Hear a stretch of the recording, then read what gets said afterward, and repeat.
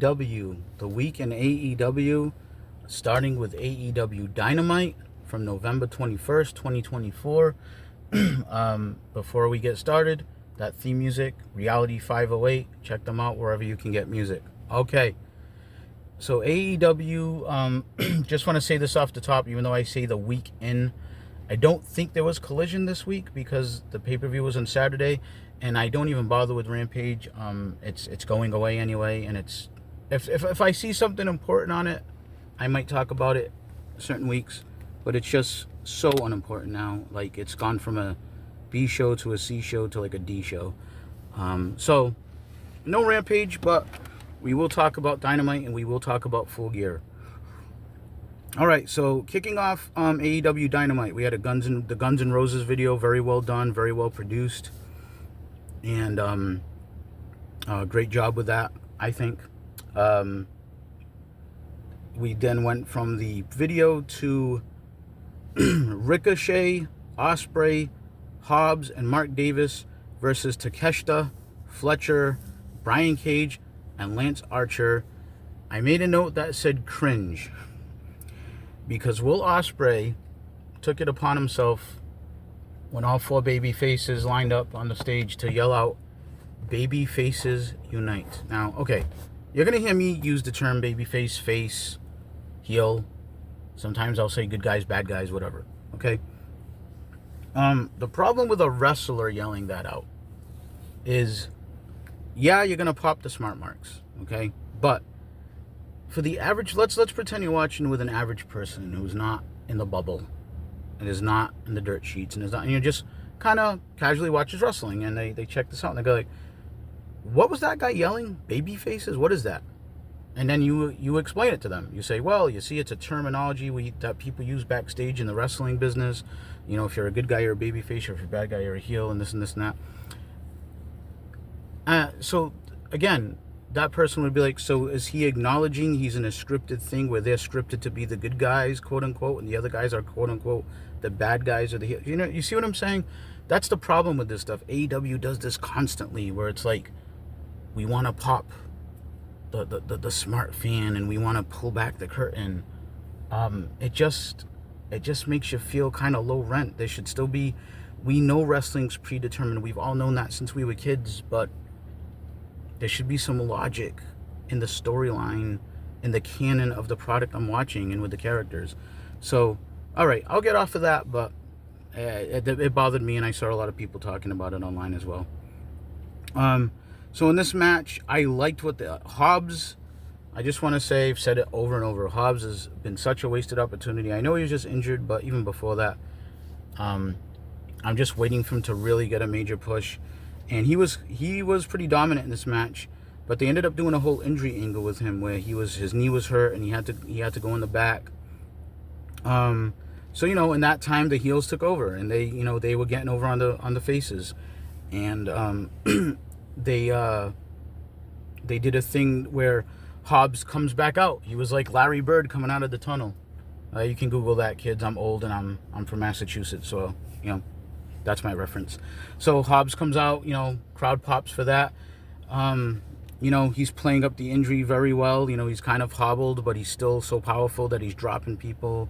So it was one of those things where, like, I believe it was Ospreay that needed the tag when Hobbs came back around. The issue is, and they keep doing this, especially on AEW, that when you have these big multi-man tag team matches, people just disappear. So there was nobody on any apron because that's what happens. It's just like the two guys wrestling and everybody somehow is hurt on the outside until exactly when their cue is to come back up on the apron. I wish that they would stop that because it just makes it look so fake to me and phony. So here's the thing. So Hobbs, like I said, had, you know, they did the whole injury thing. He gets back in the ring. But then what happens is he starts running again. So I'm saying to myself, oh, so his knee's better. So again, it's just a little lapse in logic there. Like, he shouldn't be running. So it was a spot where he had all four of the opposing team were in each, you know, in each corner, and he was just running and like kind of splashing all of them. But we just established that he had to leave the match because his knee was so bad. So again, probably would have done that a little bit better, but minor complaint. I'm just glad that they gave Hobbs time to shine. Ospreay did hit Davis by accident. Interesting. Could they be setting up Davis going over with Fletcher? I don't know. And then probably the best outcome you could hope for. Takeshita gets the win, but he pins Mark Davis. So it doesn't really hurt anybody important. No offense to Mark Davis, but he has not been established as any type of important singles person since he was injured and Fletcher went off with Don Callis. So then we go to the Moxley promo. I wrote, "Where's Pac?" Because Pac, we didn't see him at this point. And Moxley, Claudio started yelling out stuff in Swiss, I guess. He's from Switzerland, I believe, and I've never heard him get angry and talk in his language, so that was interesting. So then we go to a Darby promo, because he's fighting Claudio later tonight. And I'm looking forward to that match because I like Claudio. I think Claudio's criminally, again, underutilized. I mean, they use him, but he doesn't feel important. And I thought when he came to AEW that he was going to, be a lot more important and be in, main event matches. He's so talented and skilled, and he looks great. And AEW does have some guys that don't look so good, and he looks great to put on your TV. And I don't want people to say, "Oh, well, yeah, the Ring of Honor belt for a long..." Okay, whatever. The Ring, first of all, Ring of Honor doesn't have TV. Not a lot of people are watching, and I'll be damned if I'm going to pay for Honor Club to watch freaking Ring of Honor. I'm just not doing it. Sorry if that offends anyone that likes Ring of Honor. It is what it is. I'm not paying to watch Ring of Honor, which is why I don't cover Ring of Honor, because I'm not paying to, hopefully with this whole Max deal, maybe it'll end up there. I don't know, but again, I'm not. So my point is, you had Moxley with the Ring of Honor World title. Big deal, because he carried it around AEW TV, and that's all we really knew about that. They did a promo for the Continental Classic coming up. I like the Continental Classic. I like a good tournament. I think it's just instant storytelling, and I'm always up for tournaments. Sometimes the story of wrestling can just be, hey, there's a tournament for this prize, and these guys are all in matches against each other for it, and that's fine. Everything doesn't have to be an epic storyline. That's fine. We have storylines in wrestling. A good example on the other channel is the Bloodline. It's been going on for 3 years or whatever. If you got a good storyline, run with it. But my point is, you don't always need a storyline. Sometimes you can just have good matches. You need a mixture of both. Okay. The Hurt Syndicate is in the back. They're showing up. Renee ends up, interviewing, trying to interview them, and MVP lets it be known that Lashley will be in action tonight. That popped me because I was like, oh, I thought we weren't going to see Lashley in action till the pay-per-view. And then Swerve runs in with a chain and kind of does a hit and run and bashes Lashley and runs away. I thought that was a little bit odd, but I'm not saying it's odd that he'd want to hit Lashley with a chain. It just seemed kind of weird. Didn't really seem like a babyface move. But again, AEW, I don't know what they're doing in terms of faces and heels, to be honest with you, most of the time. So Adam Cole comes out to the ring to do a promo. And then O'Reilly came out. And, man, this was not good. I like Kyle O'Reilly as a talent in the ring, but, this was brutal. He was trying to cut a promo. I don't know what he was... I think what he was trying to get to is stop getting everybody involved with Max, and we know how dangerous Max is. Look at your ankle. Look at you just came back. Your ankle was destroyed, and you're getting Roddy involved, and Roddy's my friend. And I'm thinking to myself, well, his ankle got destroyed because he jumped off of a 3-foot ramp, and it was a freak accident. It had nothing to do with MJF. And they all turned on MJF, and they ganged up on MJF, and they screwed over MJF. So again, the whole heel babyface thing is all upside down.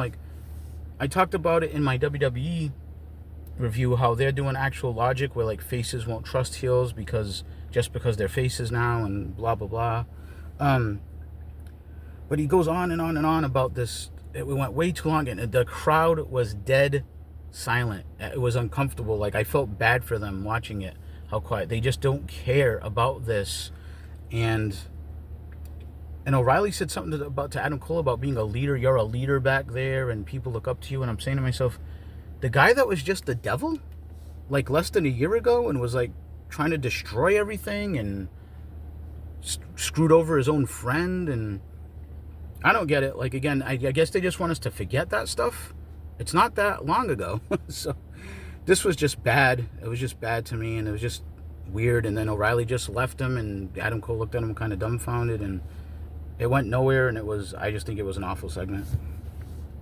They had an Orange Cassidy promo, and he's in the back, and he's telling the conglomeration to stay out of it tonight when he goes out there. Again, he's doing that convoluted kind of, Chuck Taylor got hurt, and I don't want anyone else to get hurt. I mean, these are all grown man wrestlers. Can Jay Briscoe and Kyle O'Reilly and Ishii not take care of themselves? Well, okay, maybe not Ishii. He looks like he's old and brittle at this point. But anyway, yeah. So they did that whole thing. So it's just to set up that so Orange Cassidy can get jumped later is basically what we're doing. Okay. Then we go to Statlander versus Sheeta. I don't know what's going on with Sheeta's outfit. It looks like a cross between she's like going to a business meeting, but half of it is like she's going to wrestle a match and be sexy. I have no idea what's happening with her clothes. Statlander, I think, looks great. She looks like a star. She's big. She's strong. She's powerful. I'll never understand what they did cutting her title reign short after the whole Jade Cargill breaking the streak. And I don't know. I'm perplexed by a lot of booking decisions in AEW. Statlander should be a star. There's a lot of people that feel like they should be much more important, and they're not. So Statlander gets the win here. That was the right move. It was a competitive match. I would expect that. Sheeta's, kind of a big deal still in AEW. She has the most wins, I believe, of any woman, and they talk about that all the time. Mercedes comes out and jumps Statlander after the match and leaves her laid out, setting up their match for Full Gear. We've got MVP and Shelton backstage, talking about that Lashley will be out there later and whatever, and then we've got and basically they were like hunting down, looking for Swerve, throwing people out of the way and stuff. So that was pretty good. We get a Jay White and Hangman Page package. I'm still not buying Jay White as a babyface. I just don't see it. He just, to me, just looks and feels like a heel. He has the Bullet Club gang behind him. The good guy should never have the advantage in my estimation. And I don't know. I think Hangman actually comes across a little cooler since he turned heel, and I think that reflects. I think the crowd does cheer for Hangman. You hear the cowboy shit chants and stuff, especially when he's against Jay White. Because again, Jay White was a guy that was like a no good heel and then got hurt, and then in the meantime his friends kind of turned good in a way, I guess, because they didn't like Christian Cage or something, and then he comes back and he's just good by proxy. I don't know. I just there's no defined, you don't know who you're supposed to cheer for half the time in AEW. That's my issue. So Lashley then does come out, and man, does he look like a star. The Hurt Syndicate comes out. They've got the rap music, the epic sounding music, and you got MVP, looks like $1 million in his suit, Shelton with his shades on and his three-piece suit, and and MVP just kind of points with his cane, and here comes a Lashley who looks like a Greek god. I mean, this is the presentation right here. This is clearly, these are guys, they feel big time. They're from the big Fed. They're coming here. They feel important. They look great. I would love more of this from AEW. So Lashley, and as I say that, we have a handicap match with one of the guys is Cheeseburger.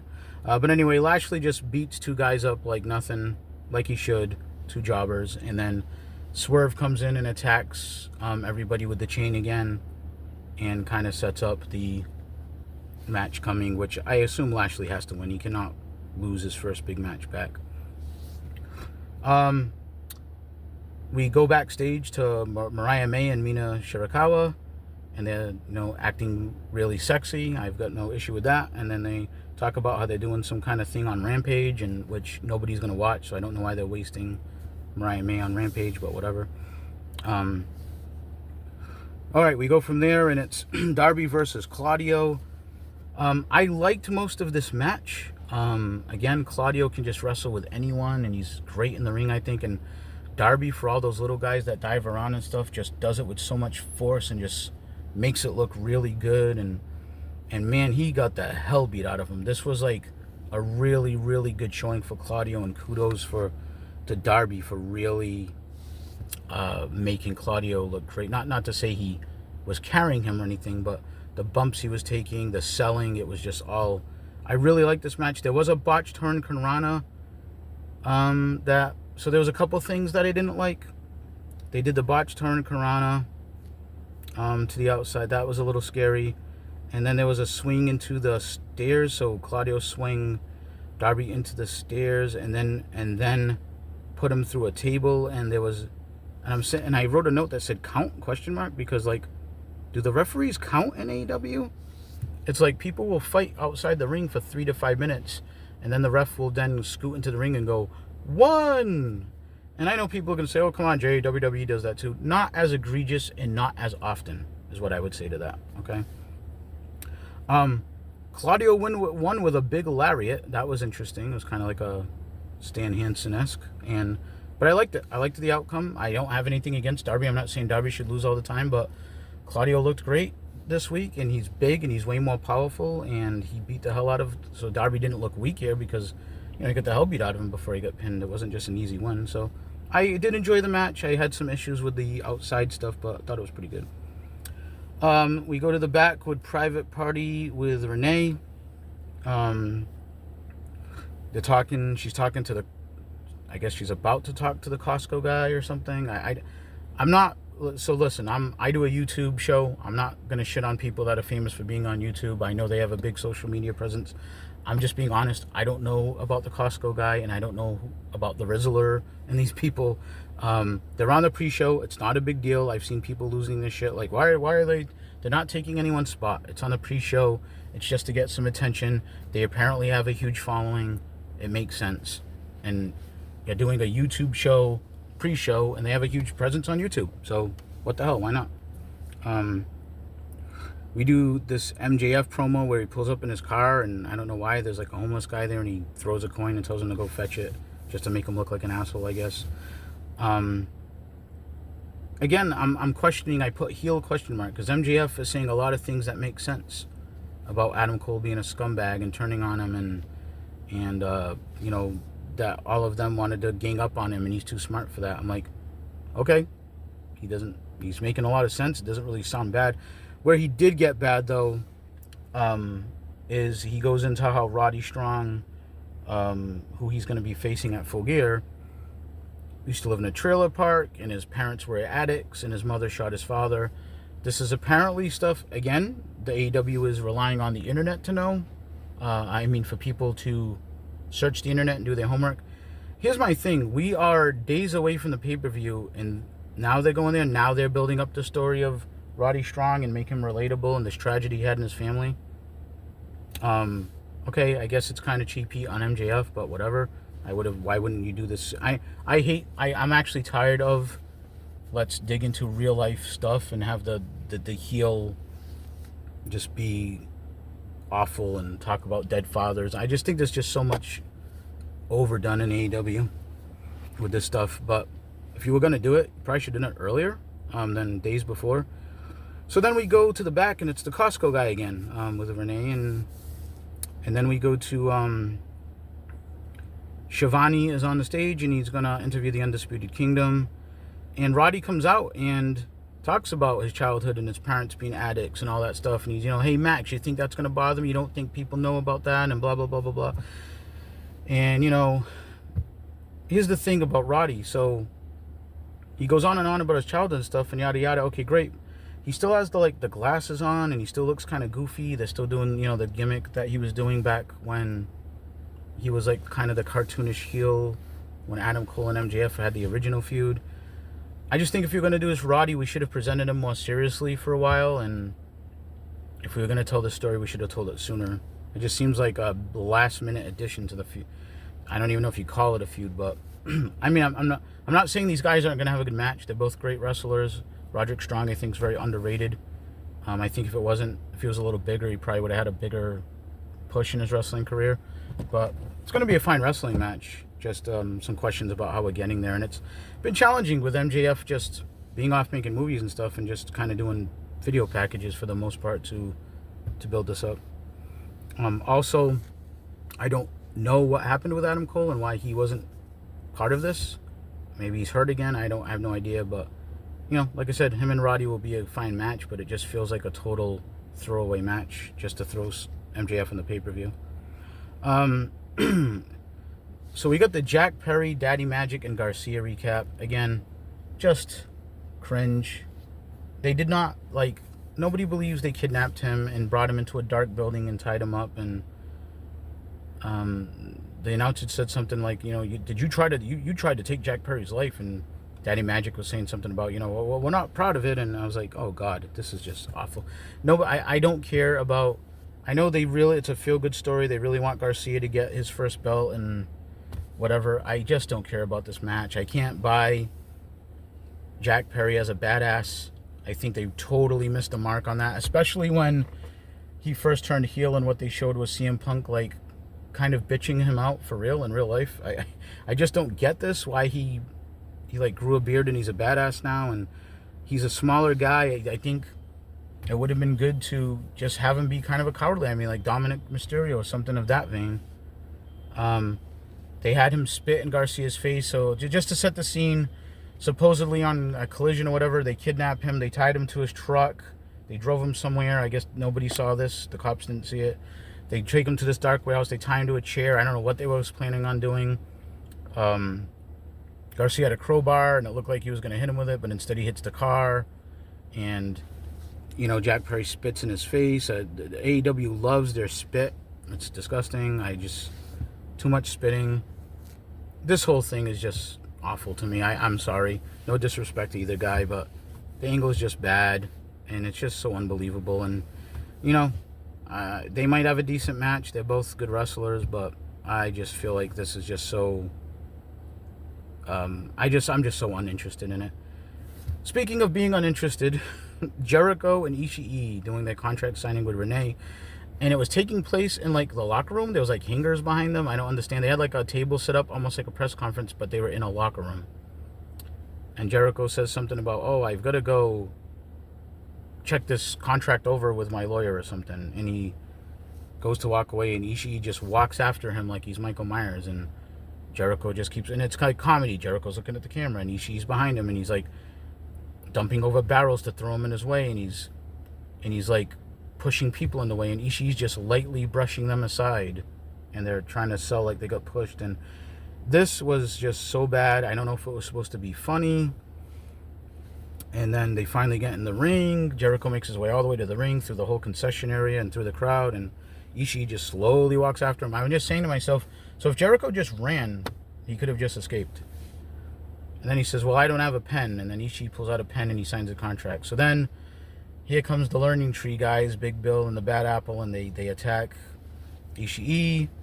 The conglomeration makes the save. Ishii signs the contract, throws it on Jericho. They're going to have a Ring of Honor title match on Dynamite the following week. I don't know who cares about this. They just had a match not too long ago. It was awful then. It's going to be awful again. I just don't see the value in this. I don't get it. I don't care about it. It was terrible. Jamie Hayter is talking to Renee about Julia Hart. She doesn't understand why Julia Hart is, I don't know, I guess interfering in her business. I don't understand it either. I don't think the viewers do.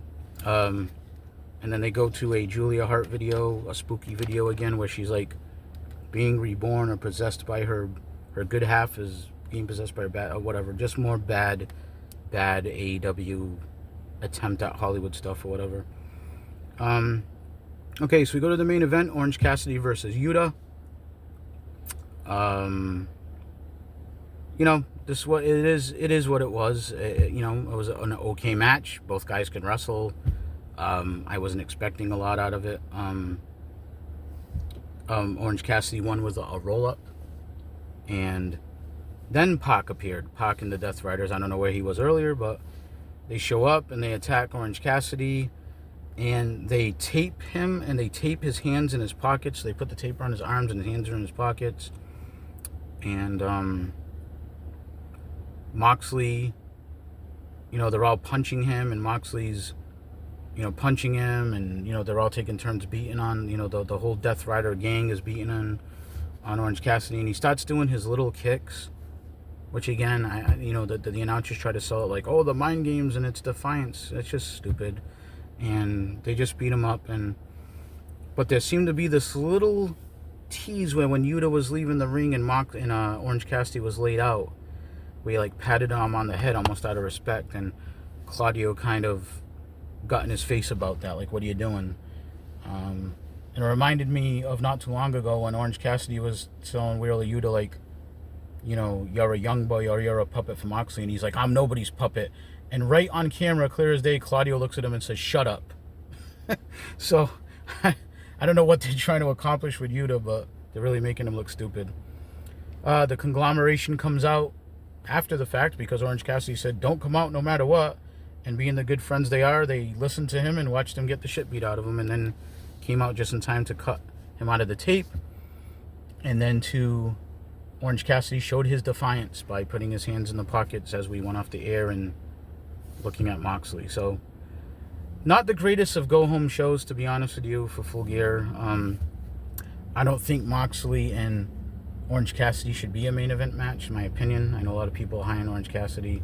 I'm not saying there's no place for Orange Cassidy in the card. I just don't think his place is at the top of the card. All right, so we go to Full Gear. So Full Gear happened the Saturday following Dynamite. Dynamite was on the 21st. Full Gear was on the following November 21st, 2024. Full Gear was the following Saturday. So we start off with, so let me just say I did not watch the pre-show.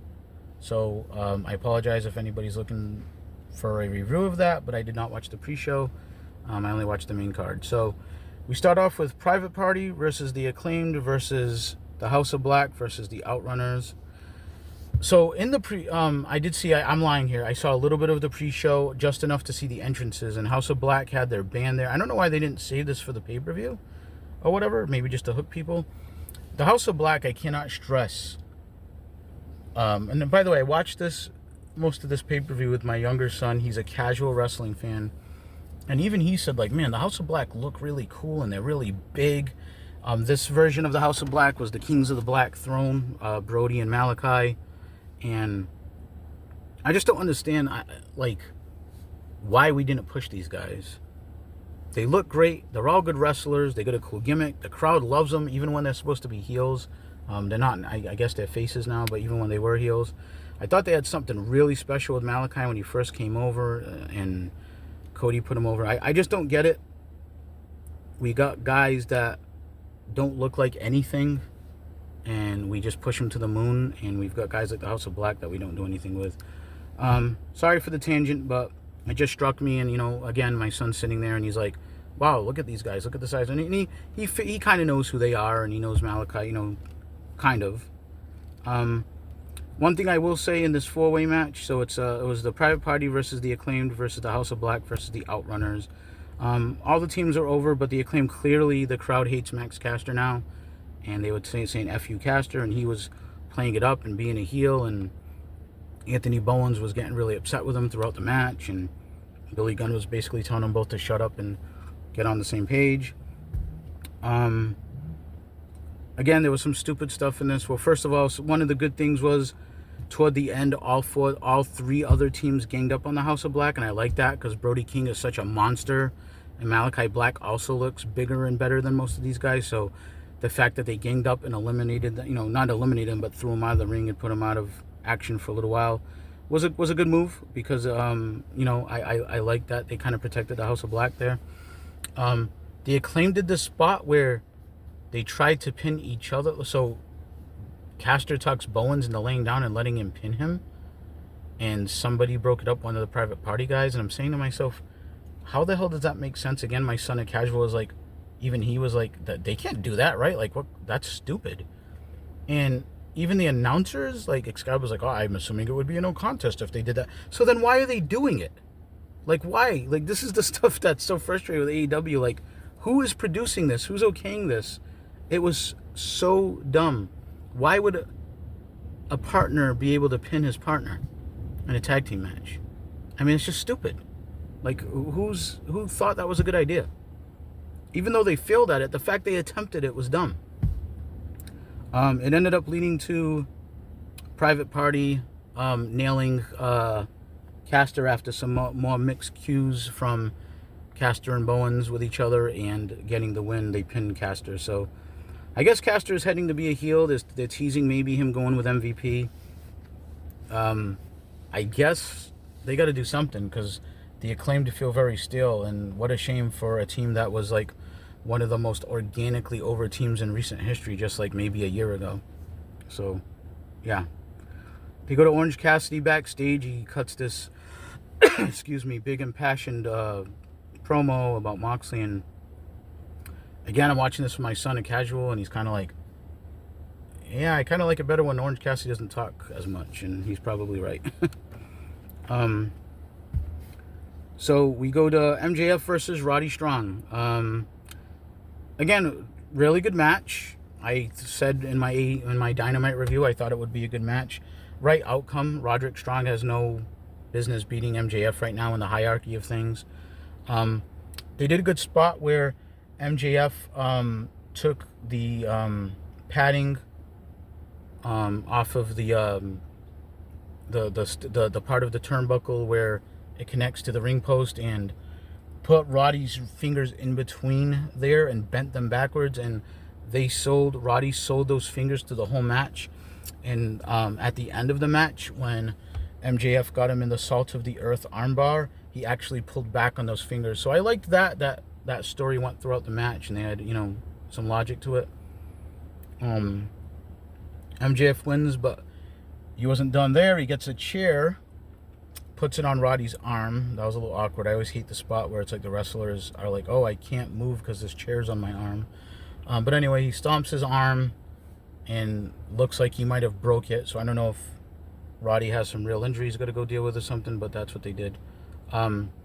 So now here comes Adam Cole and the rest of the Undisputed Kingdom, and MJF runs off through the crowd. And then they had Kyle O'Reilly come out. Again, with this weird convoluted storyline where he's mad at MJF for some reason because I guess Roddy's not a grown man who can decide to fight. I'm sorry, he's mad at Adam Cole because somehow Adam Cole's sucking Roddy into fighting MJF, even though Roddy's clearly a grown man who wanted to fight him. I don't get this. It's terrible. Everything involving the whole Adam Cole storyline since he came back is awful. It's just nonsensical. And it basically culminated in Roddy blaming Adam Cole for what happened to... Kyle O'Reilly blaming Adam Cole for what happened to Roddy and shoving him to the ground, and Adam Cole just looking dumbfounded, in the United Kingdom, Bennett and Taven just kind of like, oh my God, what's he doing? And it's just bad. And I don't even know why it's on a pay-per-view. It's like you're doing an angle that should be on TV, on a TV show on a pay-per-view. Okay, so then we go to Mercedes and Statlander. There was good points in this match, and I do want to point out that Mercedes gets a lot of flack, and she deserves some of it. Her run has been, not great since she got to AEW. I thought her matches have been decent, though. This one was mostly good, but there was some notable stuff. First, I do want to say, surprisingly, there was a lot of CEO chants. So there are people in the crowd that like Mercedes. She did, one of my issues with the match was she did the move where she runs and smashes her two knees into the person, the Meteora, against the steel stairs, and it looked like she might have legitimately hurt her knee, because of course she did, because you're not really hitting the person in the face, you're hitting the stairs. So I question, people say, well, Jay, what do you want her to do? She can't run her knees into her face for real. Well, I say, don't do the spot. If you have to run your knees into the stairs full force, you might hurt yourself. Don't do the spot. Mercedes won the match. I thought it was kind of a shame for Statlander to be taking another L. Maybe she should have had some more wins in between. I don't know, but Mercedes wins. I knew they weren't going to take the belt off her already. I think they're saving it for a really big event. Full Gear is definitely not like their main show. There was a very botched finish. I thought the match was decent up until that point. They did something where Statlander was supposed to kind of slingshot throat first off the middle rope and go into a roll-up, and it just didn't come out right. But Mercedes gets the win. Then we go on to Hangman Page versus Jay White. I've already voiced my kind of concerns, I guess you want to call it, or my malaise about this feud. I'm not really into it. I don't buy Jay White as a face. There was dueling chants in this match. A lot of cowboy shit chants, so the dastardly heel Hangman is still getting a lot of cheers. I wrote outside forever. They were fighting outside forever, and again, the referee, it's not supposed to be no count out, but they just get to fight for like minutes at a time. I also wrote that it was too long. I thought the match went way too long. You know, every match doesn't have to be a 30-minute banger. I'm not even saying it was for sure 30 minutes. I don't know the time, but it felt way too long. And the crowd did dueling chants or whatever, but the longer it went, the deader they got. And the crowd was kind of dead for this by the end. I wrote Jay White wins with a question mark, because I do question. They're bragging about how he has 5 wins and Hangman only has 1 win over him. And I just feel like Hangman is a much more important character at this point. And I don't know why they're putting Jay White over on him, but I guess we'll see where they go. Hangman did attack Jay White on the rampway afterwards, and Christopher Daniels got in his face, and Hangman punched him out, knocked him down on the stage. So I don't. Maybe CD's gonna lace him up and fight Hangman on Dynamite or something. I don't know. Okay. Then we go to Ospreay versus Fletcher. This was a good match. They told the story of Ospreay's shoulder. You know, he told that story where he couldn't feel his hand and blah, blah, blah. And, you know, so they really played into his shoulder and told that story throughout the match. And I thought that was a nice touch. I liked the match for the most part, but they did the exchanging chops thing that I hate. That happens all the time in AEW. There's no logic in the middle of a fight, you just saying, well, I'm really crazy, so go ahead and chop me. Oh, wow, that really hurt. Okay, wait a minute. Let me recover. You stand there. Okay, y'all gonna stand there. Okay, y'all gonna let me chop you now. Okay, like, that would never happen, ever, in any type of logic. I know it's not real or whatever, but there should be logic. These guys are supposed to be in a fight, okay? So I don't like that part. There was a botch to the outside that was a little, made me a little nervous with both guys. At one point, Fletcher tombstoned Ospreay on the outside. Ospreay tombstoned Fletcher on the outside. And then later on, Fletcher tombstoned Ospreay onto the steel steps, which again looked like he could have broke his knees. Going back to the Mercedes thing, I was like, yikes. The crowd was actually chanting AEW. So this match had the crowd hot, and I mean, you know, Ospreay is still super over. He had a different demeanor. He was like really serious. He was wearing like Punisher inspired gear. I was a little surprised at this. Fletcher gets the win. I'll put with a question mark, because the tombstone on the stairs was obviously a dirty move, but he ends up giving Ospreay the brainbuster on the top turnbuckle, and it looked really good, and he gets the win here. And it was mostly clean. So, yeah, I figured, you know, we know that they're friends in real life. And Ospreay figured maybe he could do this for Fletcher to push him. And it is important to have your heels look important. I just felt like they should have been a little more out for Ospreay, a little more cheating. Because, even the tombstone of the chairs was maybe not a moral thing to do, but it wasn't technically cheating. I mean, a hell of a lot worse happens on the outside, even in non-disqualification matches in AEW. So I'm glad that they are riding Fletcher, though, because I think they've got something there. He's young, he's big, he's athletic. Not the greatest on the mic, but he does have Don Callis for that. So good win for Fletcher. Doesn't hurt Ospreay. He's still super over, and I'm sure he's going to be a future world champion. My money would be on him doing that in Wembley at some point. All right, so then we go to, and I don't know why this is on a pay-per-view. the champagne celebration with Mina Shirakawa and Mariah May. The turning on her friend that you could see coming 1,853 miles away. I mean, it's just like so ridiculous that Mina Shirakawa even thought they were going to stay friends. Mariah May, they're dancing around, they're looking sexy. I have no issue with that part.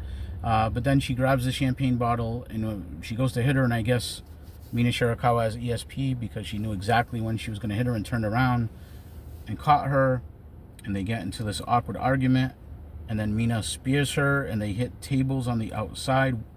The first one didn't break, they kind of bounced off it, landed on the second one, went through that one. And then I think Mina Shirakawa bit a blood capsule. I'm not sure if this was legit, but she was doing this really weird thing with her mouth and screaming and kept doing this weird thing with her mouth, like she was trying to kind of build up the blood, and then just smeared blood all over Mariah May, and it was just weird and awkward, and I don't know why you're doing an angle like this on a pay-per-view. I mean, it would have just been better to get Mariah May a win, or Mina a win. I don't know. It just don't get it. Don't get why it was there. Anyway, let's move on. Jack Perry versus Danny Garcia. The first note I wrote, crowd dead. And I talked about this on my Dynamite review. Just this feud is just not doing it for me, and obviously not a lot of other people. The crowd, it was awkwardly silent for a lot of this match. I wrote outside forever, too long. It was way too long. Again, they just fought outside and fought outside and fought outside. It's not a no count out. It's not a no DQ.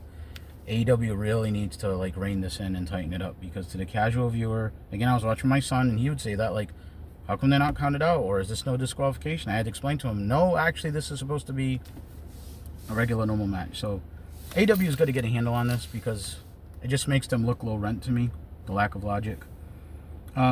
Garcia wins. He taps out Jack Perry, so I guess that was the right move. Jack Perry just feels so cold as champion, and I'm not saying Danny Garcia is going to light the world on fire, but I guess we'll see where we go from here.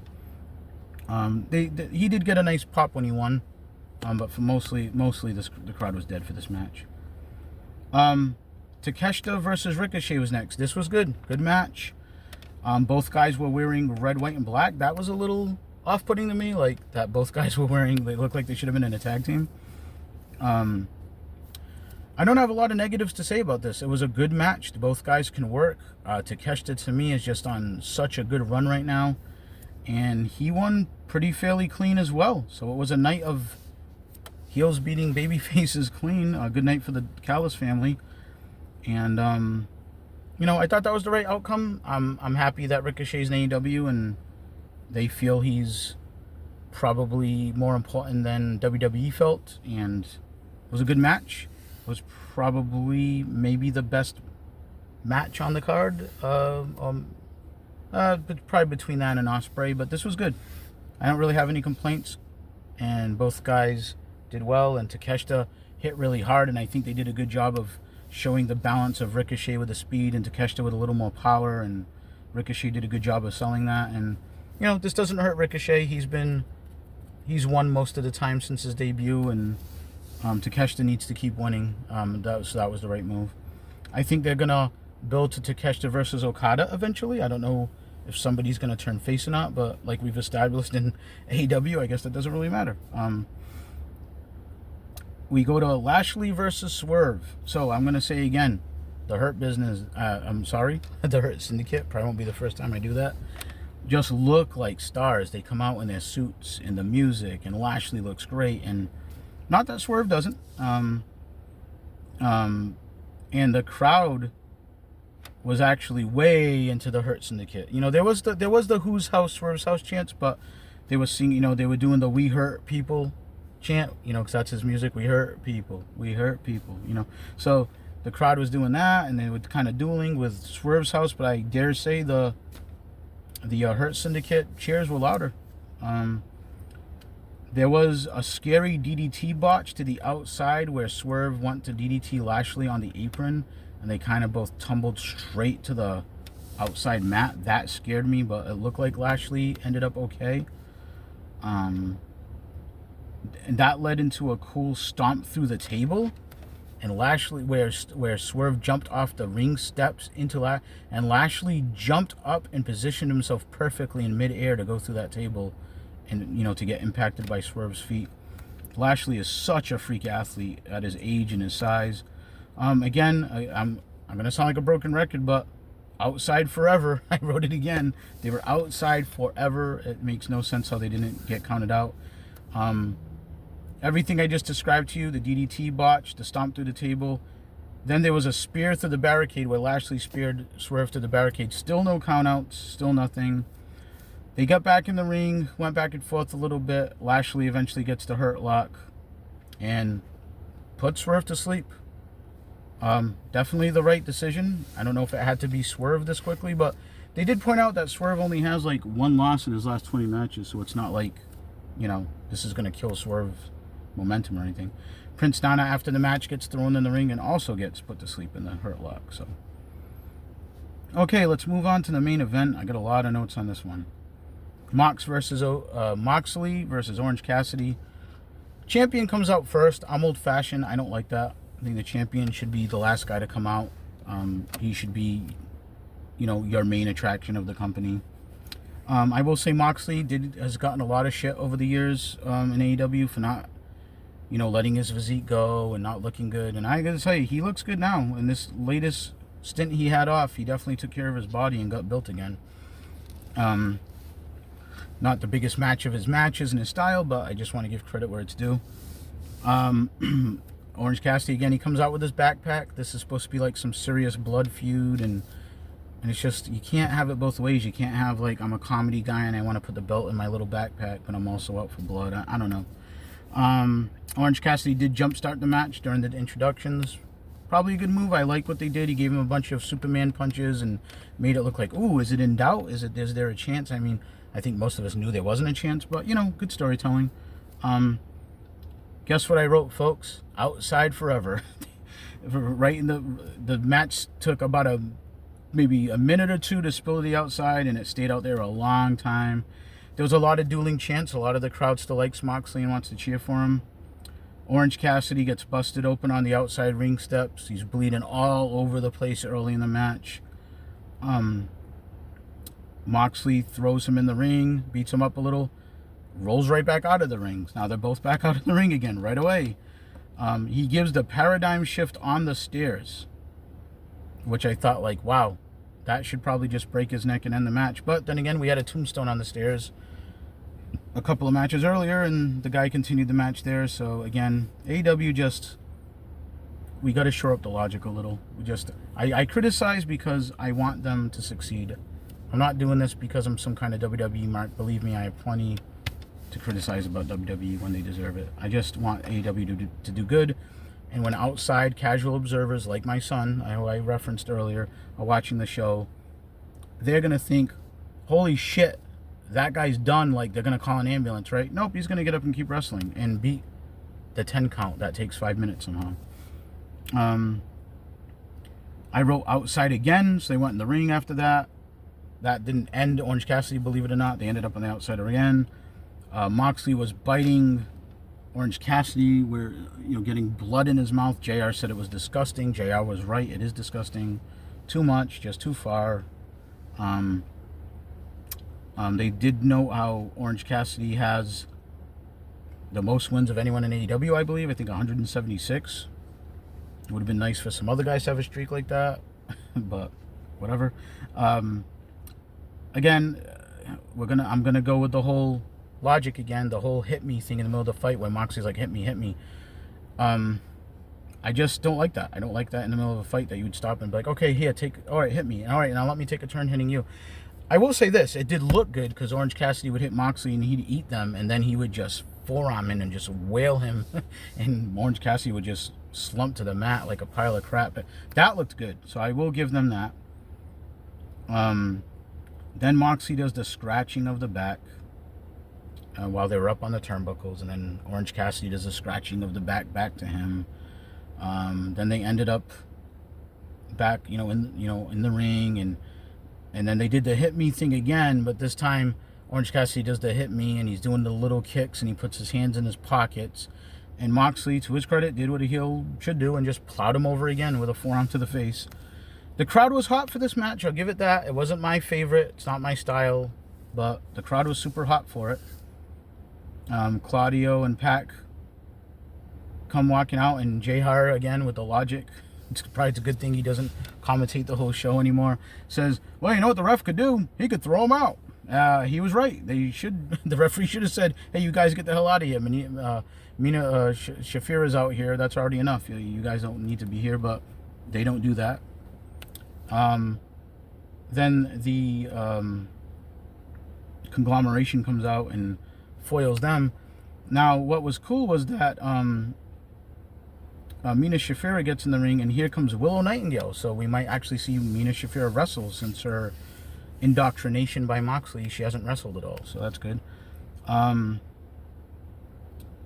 But then they did a really awkward thing where Moxley was supposed to be distracting the ref, and Yuta grabbed the didn't grab the briefcase. He just hit Orange Cassidy with a knee, the psycho knee they call it, like Bryan Danielson used to do.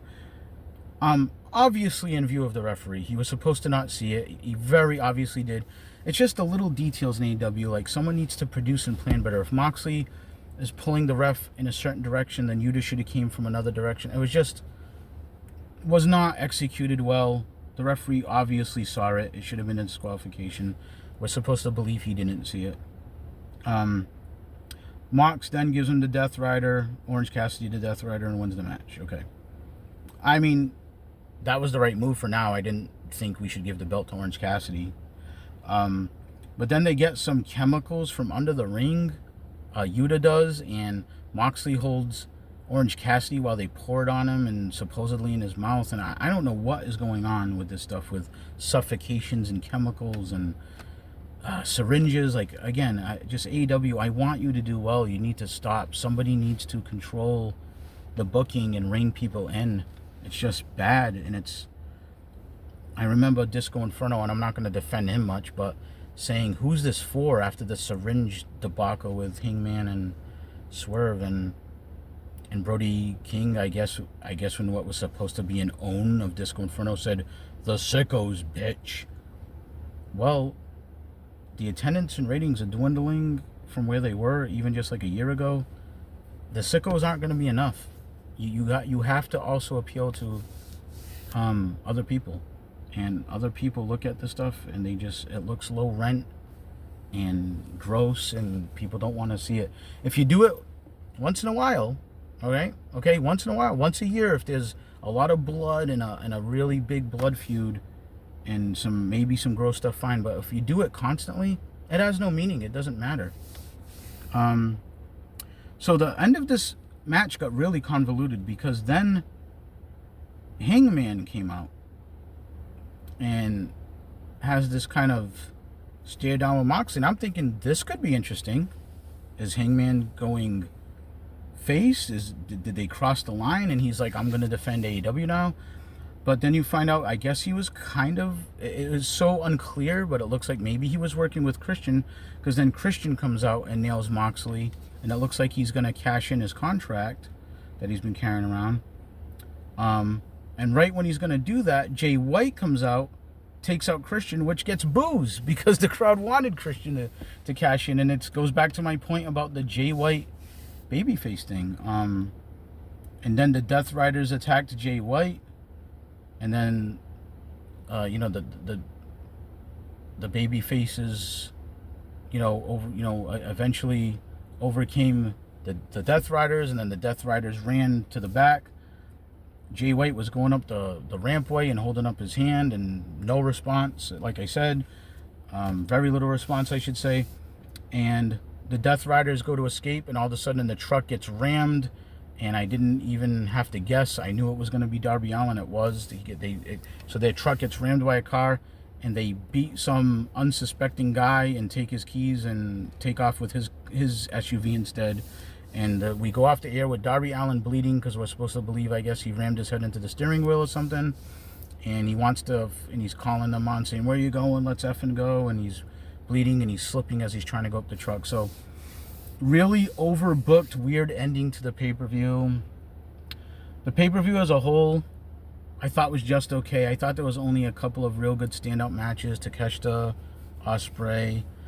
The rest of it was just okay. There was just too much, again, holes in the logic. Too much being outside forever. A lot of just stuff that looks unpolished, and I don't know, just AEW just needs to tighten up the ship. That's all I'm saying. I want them to succeed. I like them. I look forward to watching the show. I just want them to do better. But that's my review on the week in AEW. I feel like it should have been a much better week. It could have been better. I thought the episode of Dynamite there's just a lot of mediocre stuff, and they really need to trim the fat. I think they need to focus on whoever, if it's MVP, whatever, whoever's handling the Hurt business stuff, the Hurt Syndicate. See, I did it again. If we did a drinking game, everybody would be drunk. How many times am I going to do that? Stuff like that seems big time, and MJF still feels big time. Like, they just need to find a focus, and I think people are not casting the right roles, and they just need to rein stuff in. But I could go on forever about that, but that's my review of the week in AEW. Thanks for listening. Again, like, subscribe, share. I'm on all social media platforms, just about. Jason Talks About. Look us up. And I'll be back next week for more wrestling, and stay tuned for other topics. Thanks for joining me. Thanks for listening. Again, please like, share, and subscribe, and we'll catch you next time.